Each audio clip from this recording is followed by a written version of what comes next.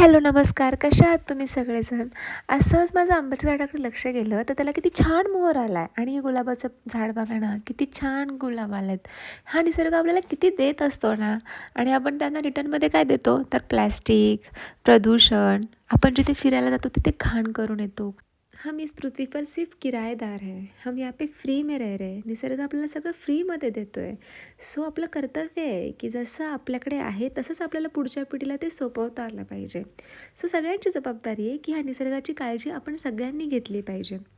So इथे मी माझी सगळी कामं पटपट आवरत होती आणि ह्यांना आज बिर्याणी खाऊशी वाटली होती, म्हणजे व्हेज बिर्याणी खाऊशी वाटली होती, कारण आज अंगारकी आहे. सो मी पटकन बिर्याणीची तयारी केली. थोडा उशिराच झाला होता, बट पटापट आवरलं सगळं. तर मी पनीर टिक्का बिर्याणी करत होती, तर इथे मी पनीरला दम वगैरे दिला आणि बिर्याणी मग थोडी प्रोसेस लेंदी असते बिर्याणीची, पण ठीक आहे, छान झाली होती टेस्टला बिर्याणी.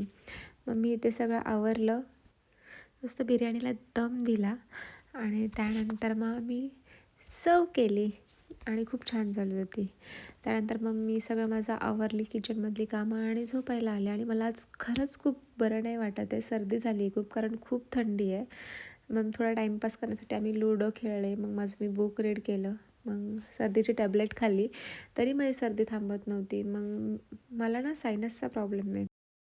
मला नाही का डॉक्टरांनी सांगितलं होतं की दूध, तूप आणि साखर प्यायचं, मग त्याने बरं वाटतं. मग मी तेच ट्राय केलं आणि मला खरंच बरं वाटलं त्याने. थोडंसं डोकं पण दुखत होतं, ते पण थांबलं. मग काय लाईट्स ऑफ केल्या आणि आज खूप लवकर झोपून गेले. ठीक आहे, बाय, गुड नाईट.